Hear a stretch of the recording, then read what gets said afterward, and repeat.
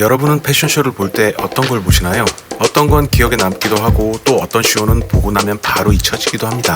브랜드가 수개월간 많은 시간과 자원을 들인 의상들, 차별화해야 된다. 감도가 있어야 성공한다. 말이 쉽지 결코 쉬운 얘기는 아니죠. 도대체 어떤 비밀이 숨어있길래 잘 되는 쇼, 브랜드가 되었는지를 소개해보고자 합니다. 그러니 끝까지 보시고 여러분들의 궁금증과 인사이트에 도움이 되시길 바라겠습니다. 6위는 조용한 럭셔리 브랜드 중에 하나로 손꼽히고 있는 르메르입니다. 크리에이티브 디렉터는 크리스토퍼 르메르와 2010년부터 함께한 사라 린트란. 르메르는 입생 로랑, 무글러, 라코스테, 에르메스 아트 디렉터를 지나 14년 브랜드를 런칭해서 지금까지 오고 있는 독립 브랜드입니다. 사업 파트너인 사라는 르메르의 여성복 스타일, 정체성을 만드는 데 지대한 역할을 하고 있다고 합니다.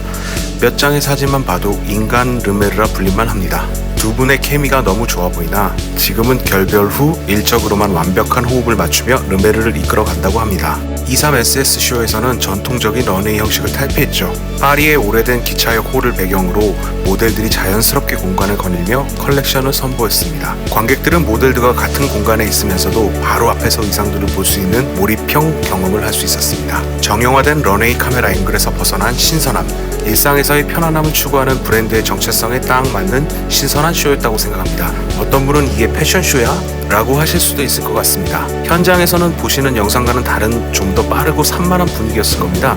우리 노는 카메라 렌즈처럼 줌이 안 되니까요. 이럴 땐 둘 중에 하나를 선택해야 하는 것 같습니다. 영상으로 시청하는 사람들이 더 많을지 아니면 직접 쇼에 참여한 게스트인지. 하지만 분명한 건 영상으로 보는 사람이 훨씬 많겠죠? 24SS에서는 파리 퀴리디아 캠퍼스에서 비슷한 컨셉으로 쇼를 진행했습니다.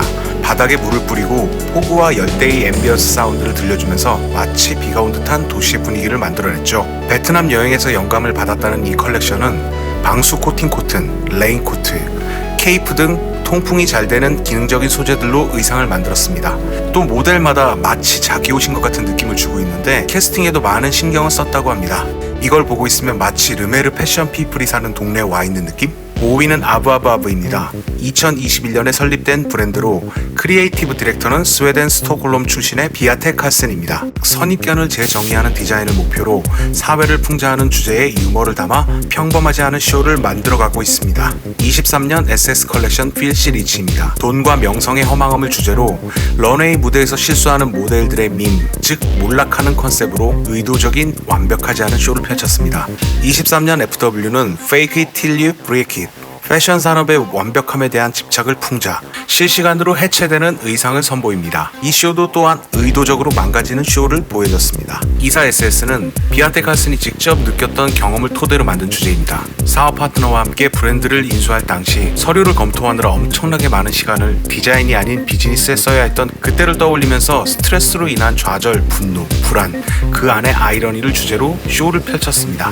24FW는 트래시 쇼. 이 쇼에서는 실제 쓰레기를 모델에게 던지도록 하는 퍼포먼스를 선보였는데요. 이는 온라인 혐오 문화에 대한 풍자를 담은 것으로 악플들을 쓰레기로 비유, 실제 런웨이 무대에서 표현한 것입니다. 25SS 쇼. 우리가 흔히 쓰는 런웨이라는 단어에 런이 들어가 있지만 아무도 무대에서 달리진 않습니다. 걷기만 하죠. 이 단어를 정말 런, 달리기로 바꾼 시도가 스포츠 브랜드와의 접점을 찾게 되는 아이디어로 쇼가 만들어진 점이 재미있었습니다. 얼핏 보면 정말 산만하네, 이게 무슨 패션쇼야? 하시는 분들도 있겠죠. 하지만 브랜드의 차별화 관점에서 보면 화제와 공감이 될 수 있는 요소를 찾아내는 능력은 인정할 수밖에 없는 부분이라 생각됩니다. 정리하면 심플하고 공감할 수 있는 주제를 망가지는 걸 두려워하지 않는 과감한 표현 방식으로 패션쇼를 기획한다는 것, 이 부분에 다음 쇼를 기대하게 됩니다. 4위는 알렉산더 맥퀸의 98년 SS쇼입니다. 이 쇼의 원래 제목은 골든 샤워. 해석하자면 오줌에 관한 성적 의미가 담긴 제목입니다. 당시 스폰서를 하던 아메리칸 익스프레스사의 골드카드 출시에 대한 공모를 통해 리가 선택한 이름이었죠. 논란이 많아 쇼 때는 언타이틀드로 발표되었습니다. 이에 반항하는 의미로 주제는 변하지 않았다며 오줌색 초대장을 보냈다고 합니다. 의상도 또한 그 색깔이죠. 패션 산업의 상업성과 보수성에 도전하는 리의 성향을 반영한 대표적인 쇼로 기억되고 있습니다. 중반부 이후의 조명과 물을 맞으면서 워킹을 하는 모델, 척추 모양의 코르셋 등의 실험적인 시도, 그리고 이 쇼가 지젤 버천이 상의탈의한 데뷔 무대가 되어 유명세를 타게 된 점도 화제가 되었습니다. 3위는 발렌시아가 22년 FW쇼입니다. 크리에이티브 디렉터는 이제 구찌로 가버린 뎀나 바잘리아. 이 쇼는 팬데믹 때의 실험적인 시도의 일부였습니다.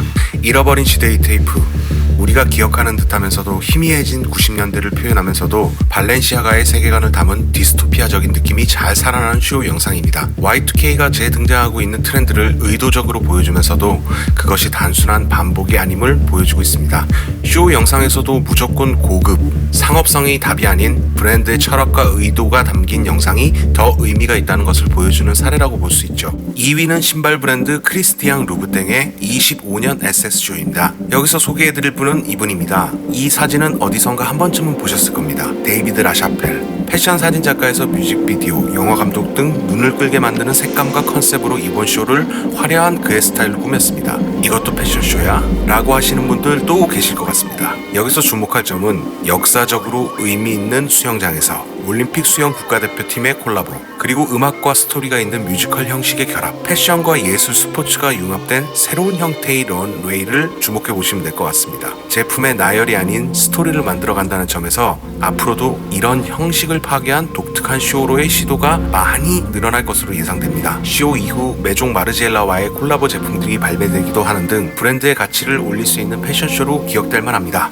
1위는 메종 마르지엘라의 20년 SS 코에드 컬렉션입니다. 크리에이티브 디렉터는 얼마 전 10년 동안 함께한 메종 마르지엘라를 떠난 존 갈리아노. 이 쇼의 제목은 델파일, 프랑스어로 열병식이라는 뜻입니다. 존은 이 쇼를 통해 전쟁의 역사와 현대사회에 대한 그의 생각을 표현했습니다. 프랑스 레지스탕스와 동맹, 나치즘에 대항하고 전쟁의 승리를 위해 싸웠던 간호사와 공군, 해군, 소년들의 모습을 표현했다고 합니다. 1, 2차 세계대전의 군복과 간호사 유니폼에서 받은 영감을 메종 마르지엘라만의 해체주의적 방식으로 재구성했고, 모자와 유니폼을 통해 전쟁을 상징하고 흰색 페인트, 손으로 뚫은 구멍, 거친 재단으로 전쟁의 흔적, 상처, 치유를 표현했습니다. 마지막 피날레였던 브랜드의 뮤즈, 모델 레온데임의 과장되고 구부정한 자세로 두 발을 엇갈리게 걸어 몸의 움직임을 과장한 워킹이 화제가 되었습니다.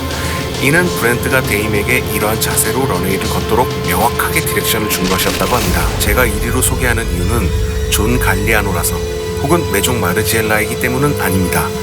의상만 보아도 느껴지는 쇼의 테마, 컨셉에 대한 생각의 예리한 관점, 브랜드의 정체성을 컬렉션에 잘 반영한 균형감, 이를 잘 표현한 음악과 영상의 스타일링, 그리고 마지막 쇼를 상징할 피날레의 착장과 모델, 포즈 디렉션이 하나로 모여진 점을 이유로 들 수 있겠습니다. 다시 말해 하나의 생각에서 시작해 한 명의 착장한 모델로 마무리되며 사람들에게 기억되는 이 패션쇼의 여정이 너무나 멋지다는 생각이 듭니다. 어느 한쪽으로도 치우치지 않는 균형감이랄까? 컨셉, 디자인, 브랜드 철학, 상징적인 아이콘을 하나의 쇼로 정리한 존과 마르지엘라가 지금까지도 사랑을 받을 수밖에 없는 이유가 될 수 있겠죠? 여기까지 독특한 컨셉의 패션쇼들을 살펴보았습니다. 어느 브랜드나 한 사람의 생각과 손으로 출발한다는 사실 같습니다. 일상에서의 타임리스 의상을 만드는 르메이르, 선입견에 대한 도전을 하는 비아테, 혁신과 반항의 맥퀸, 패션에 대한 질문을 계속 던지는 뎀나, 과거를 불러와 극적인 패션을 만드는 갈리아노. 결국 디자이너는 자신이 패션을 하는 이유에 대한 한 가지를 찾아 계속 지속하고 발전시키는 과정을 걷고 있습니다. 이게 기억되는 패션 브랜드의 조건이 아닌가 합니다. 마케팅을 하는 사람이나 저같이 패션 필름을 만드는 사람은 브랜드가 가려는 그 지향점을 꼭 체크해야 합니다. 없으면 브랜드가 어떻게든 찾아내게 도와줘야 됩니다. 만약 화살로 비유한다면 브랜드가 가진 제일 좋은 화살을 고를 수 있게 도와주고, 그 화살을 더욱 날카롭게 만들어주고 세상으로 뚫고 나갈 수 있는 정확한 지점으로 인도할 수 있어야 합니다. 그게 존재 이유죠. 이게 이 콘텐츠를 만들게 된 이유이기도 합니다. 물론 제가 하는 일도 완벽하진 않습니다. 하지만 그 과정에 있고 그 과정을 사랑하고 함께 같은 방향을 바라볼 수 있는 브랜드와 사람들이 더욱더 많이 생기길 바랄 뿐입니다. 언제나 한국에서도 수십 년 가치를 더해가는 브랜드가 나오길 바라면서 저는 또 다른 주제로 찾아뵙겠습니다. 그럼 오늘 하루도 좋은 하루 되세요.